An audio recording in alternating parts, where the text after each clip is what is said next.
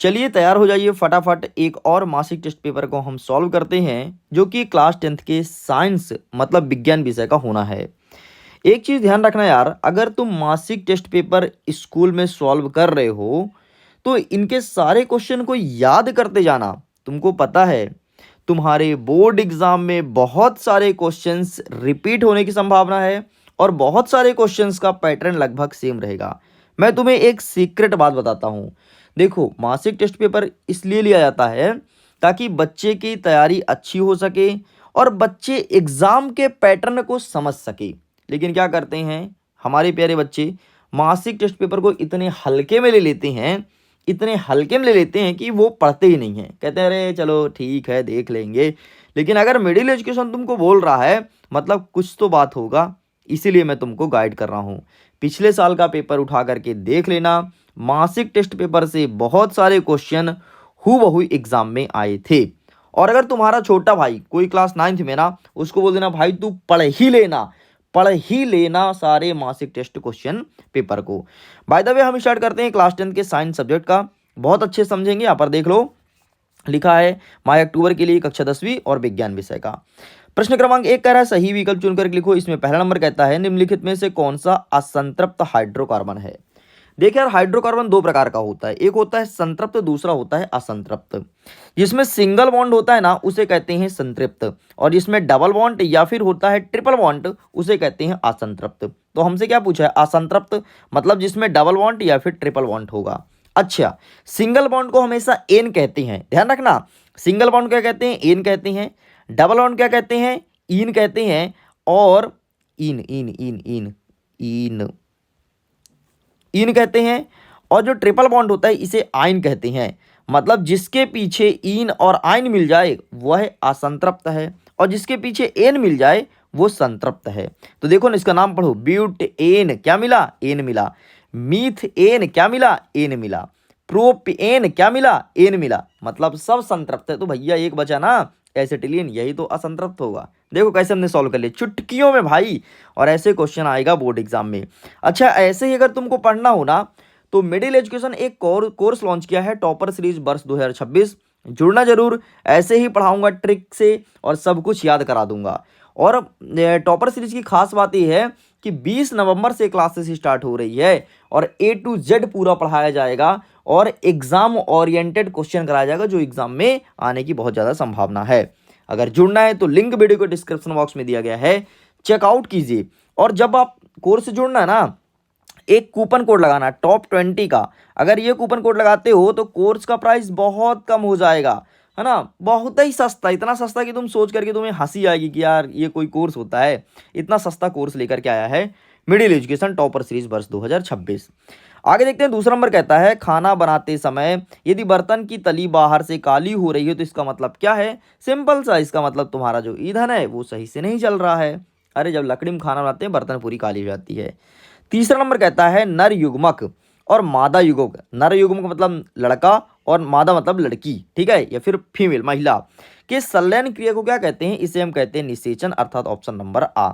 Next कहता है अंडाप का शीर्ष भाग क्या कहलाता है। ये पुष्प में होता है, पुष्प का जो अंडाशय होता है उसका शीर्ष भाग क्या कहलाता है, उसे हम कहते हैं वर्तिकाग्र। तो ये आपको लिखना है।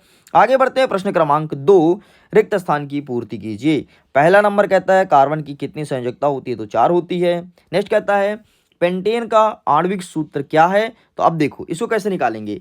पहले होता है methane, methane ethane propane butane pentane. Pentane का होता है 5, तो C5 हो जाएगा, ठीक है।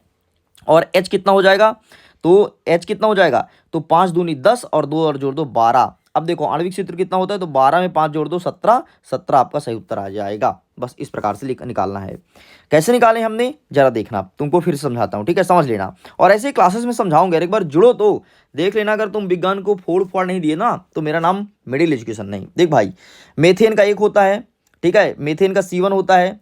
अच्छा, एक इसका बेसिक फार्मूला याद रखना। बेसिक फार्मूला होता है CnH2n+2, कह दो ना 2n2, है ना। ऐसे ट्रिक बताऊंगा एग्जाम जब आप क्लासेस में आओगे तो। अब देखो तो पेंटेन बोला है ना, तो एक को कहते हैं मेथेन, दो को कहते हैं एथेन, तीन को कहते हैं प्रोपेन, चार को कहते हैं ब्यूटेन, पांच को कहते हैं पेंटेन। मतलब जहां एन लिखा है वहां रख दो 5 फटाफट। देखना, हमने लिख दिया C5H, भैया यहाँ भी 5 रखें तो 5 दूनी 10 और 10 में 2 जोड़ेंगे 12, ये इस प्रकार से हो गया। और 12 और 5 जोड़ दो 17, तो आणविक सूत्र हो गया 17, खत्म। ले भाई, समझ गया, समझ गया, वेरी गुड। चलो आगे देखते हैं। नेक्स्ट तीसरा नंबर कह रहा है कि जब पुष्पक में पुंकेसर या फिर स्त्री केसर में से कोई एक जननांग उपस्थित होता है उसे क्या कहते हैं? उसे एक लिंगीय कहते हैं। लेकिन जब पुष्प में पुंकेसर और स्त्री केसर दोनों हो उसे उभयलिंग कहते हैं। चल भाई आगे बढ़ते हैं। एक शब्द या वाक्य में उत्तर दो। एल्केन समजातीय श्रेणी के प्रथम सदस्य का नाम और सूत्र लिखो। एल्केन बोला है ना, और क्या बोला है? सजातीय श्रेणी के प्रथम सदस्य का नाम तो मेथेन होगा, ठीक है, और इसका नाम बोला है तो मेथेन नाम बता दिए। सूत्र क्या होता है? CH4। लो भैया, है ना। इसका ट्रिक बताऊंगा यार, ट्रिक बताऊंगा। अभी ज़्यादा लॉन्ग क्लासेस हो जाए, लॉन्ग वीडियोस हो जाएगा, इसलिए मैं ज़्यादा डिस्कस नहीं कर रहा हूँ। लेकिन जब हमारे पास समय होगा, लाइव आएंगे तो सब कुछ बताएंगे। एल्कीन पूछा है, अरे बाप रे, एल्कीन, एल्कीन मतलब सिंगल बॉन्ड। एक सेकंड ना, सॉरी बेटा, यहाँ पर आपको, हाँ ओके ओके ओके, ठीक है ठीक है, 2 1 कम 2 2 4, ठीक है। अब एल्कीन पूछा है तो इसका हो जाएगा CH2। ले भाई खत्म, ले, इसका नाम हो जाएगा एल्कीन, ठीक है। एल्कीन को कहते हैं मेथीन। ये देखो ना, ऊपर मैंने बताया था यार, ये देखो, ये इन लगाना है डबल बॉन्ड में, तो ये सब में डबल बॉन्ड लगा है, ठीक है। चलो आगे बढ़ते हैं। चौथा नंबर कहता है समावयवता को परिभाषित करना है। आइसोमर क्या होता है? और जब साबुन को जल में डाला जाता है तो मिसेल का निर्माण क्यों होता है? मतलब वो बुलबुला, वो निकलता है झाग, ऐसा क्यों? साबुन और अपमार्जक में अंतर बताओ। और अपर रूपता क्या होता है? आइसोटोप्स, ठीक है। बाकी आगे आगे क्वेश्चंस को हम देखेंगे, आंसर को भी कवर करते हैं। देखो समावयवता की परिभाषा, टेक का स्क्रीनशॉट।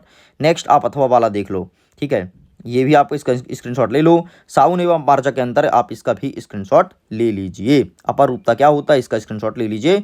नेक्स्ट आगे हमारा छठवां नंबर कहता है कि लैंगिक जनन की अपेक्षा अलैंगिक जनन का क्या लाभ होता है? कोई 3 लाभ बताना है। अथवा में कहता है कि पुष्प की अनुप्रस्थ काट का नामांकित चित्र बनाइए। यहीं पर 7वां नंबर कहता है स्वपरागण और परपरागण में 4 अंतर लिखना है।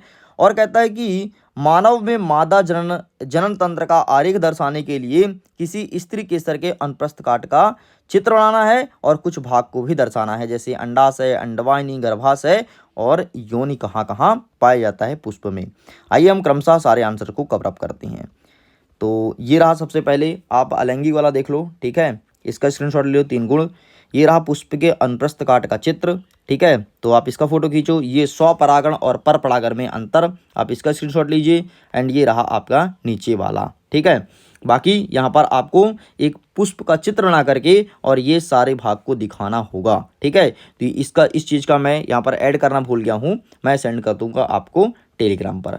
ओके स्टूडेंट्स, मैं वीडियो एंड करता हूँ। वीडियो कैसा लगा कमेंट सेक्शन में लिखिएगा जरूर। जब आप लिखते हैं तो हमें मिलता है मोटिवेशन, और हम जब नेक्स्ट वीडियो बनाते हैं तो और बहुत अच्छे से आपको चीज़ें सिखाने का प्रयास करते हैं। मैं वीडियो एंड करता हूँ। Thanks for watching.